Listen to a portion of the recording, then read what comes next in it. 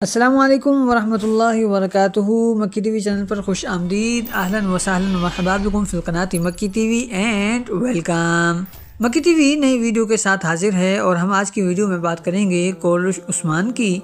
سلطان محمد فاتح کی اور ساتھ ہی ساتھ سلطان صلاح الدین ایوبی کی۔ کورش عثمان کی اگر ہم بات کریں تو کورش عثمان کی کاسٹ چھٹیاں پوری کرنے کے بعد اب سیٹ پر واپس آ چکی ہے اور اس کے ساتھ ساتھ آنے والی قسطوں کی شوٹنگ بھی شروع ہو چکی ہے۔ اس کا ثبوت اور دلیل یہ ہے کہ کورش عثمان کے سیٹ سے شوٹنگ اور پھر وہاں اس شوٹنگ کو دیکھنے کے لیے آنے والے گیسٹ اور پھر ان سے ملاقات کرنے والے یہ اداکار، ان کی تصویریں وغیرہ اب سوشل میڈیا پر سامنے آنا شروع ہو چکی ہیں، جس کا مطلب یہ ہے کہ یہ لوگ چھٹیاں گزار کر واپس آ چکے ہیں۔ اگر ہم بات کریں کورش عثمان کی آنے والی قسط کی تو اس حوالے سے ایک اور خبر بھی ہمارے سامنے آئی ہے اور اس خبر کو بھی آپ لیک ہونے والی خبروں میں شامل سمجھ سکتے ہیں، اور وہ خبر یہ ہے کہ آنے والی قسط میں جب منگولوں نے قبیلے پر حملہ کرنا ہے اور پھر عثمان غازی نے وہاں آنا ہے اور خود کو ان کے حوالے کرنا ہے، یعنی ہتھیار وغیرہ ڈالنے ہیں، تو اس کی ایک وجہ تو ہم نے یہی آپ کے سامنے ذکر کی تھی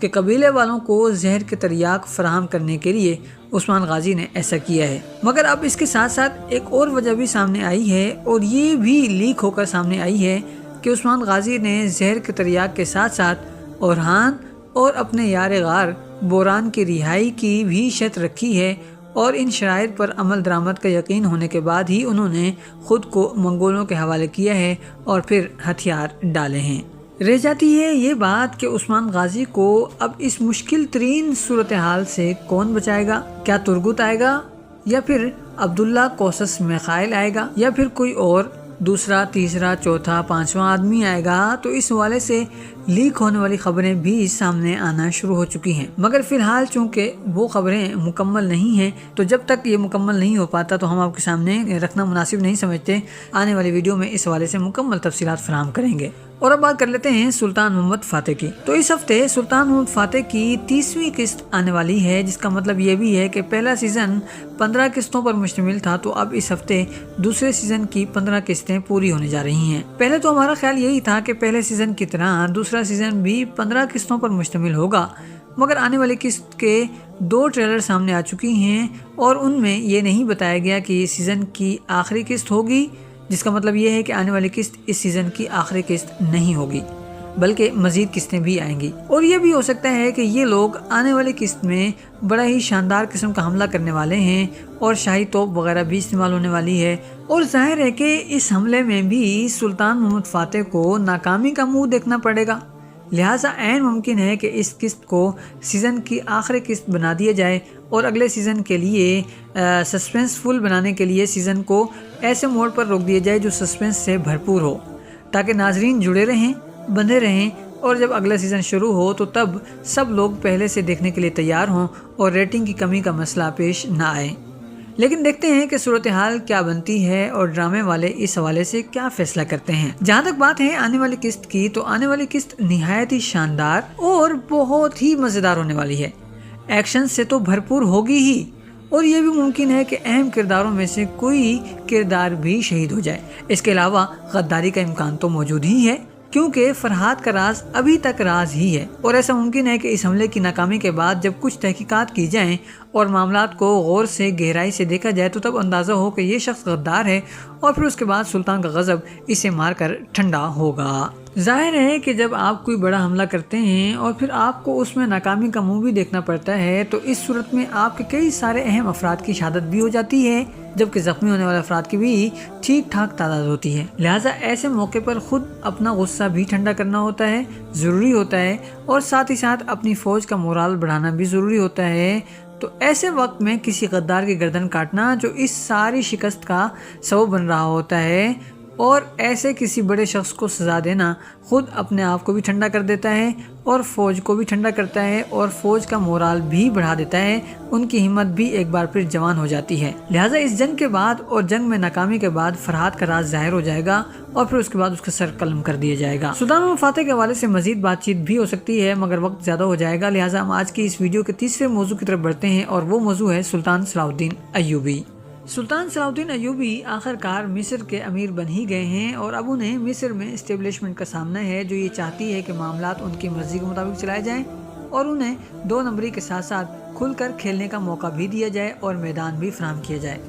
مگر ظاہر ہے کہ صلاح الدین ایوبی کو اگر اپنی عمارت مضبوط کرنی ہے اور مضبوطی کے ساتھ ساتھ ان لوگوں کو کچلنا بھی ہے تو پھر انہیں آگے بڑھنا ہوگا اور ہمت دکھانی ہوگی اور ان لوگوں کے سامنے جھکنے سے انکار کرنا ہوگا۔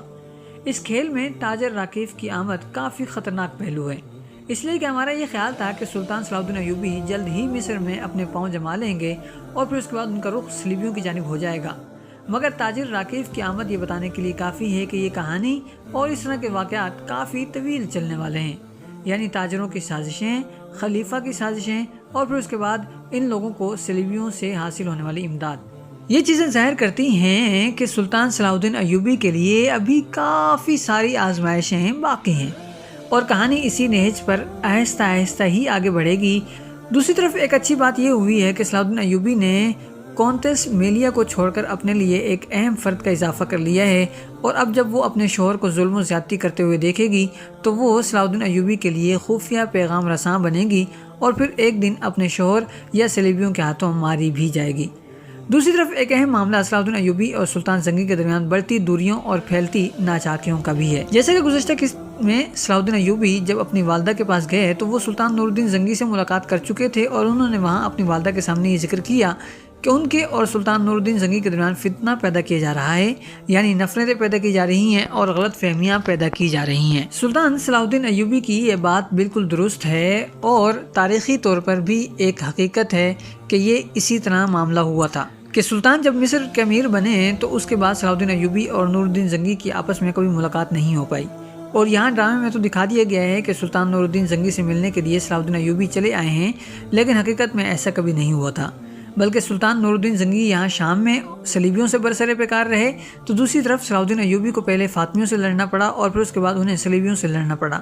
اور یوں دونوں سلطان اپنی اپنی جگہ پر اتنے مصروف رہے کہ انہیں کبھی ایک دوسرے سے ملاقات کرنے کا موقع ہی نہیں مل پایا۔ ہاں، اس دوران یہ ہوا کہ سلطان نور الدین زنگی کے درباریوں نے انہیں صلاح الدین ایوبی سے برگشتہ کرنے کی پوری کوشش کی، مگر اس میں ان کو ہمیشہ ناکامی کا ہی منہ دیکھنا پڑا، اور اسی چیز کو لے کر مغربی مصنفین نے یعنی انگریز مصنفین نے، انگریز تاریخ دانوں نے پیالی میں طوفان برپا کیا ہے اور بڑی کوشش کی ہے اور ایڑی چوٹی کا زور لگایا ہے، بلکہ یہ کہنا چاہیے ہے کہ بڑے جھوٹ گھڑے گئے ہیں کہ سلطان نور الدین زنگی اور سلطان صلاح الدین ایوبی کے درمیان دشمنی تھی، ناراضی تھی اور چپکلشیں بھی وجود میں آئیں، مگر حقیقت میں ایسا کچھ نہیں تھا۔ ایک دو مرتبہ سلطان صلاح الدین ایوبی اور سلطان نور الدین زنگی ایک دوسرے کے انتہائی قریب بھی آ گئے اور ملاقات کا وقت بھی طے ہو گیا، مگر عین وقت پر سلطان صلاح الدین ایوبی کو مصر کے حوالے سے جب یہ پتہ چلا کہ اس کے کسی شہر پر صلیبی حملہ کرنے والے ہیں تو وہ فوراً واپس لوٹ گئے۔ آج کے لیے اتنا ہی، ملتے ہیں بہت جلد ایک نئی ویڈیو کے ساتھ۔ والسلام علیکم ورحمۃ اللہ وبرکاتہ۔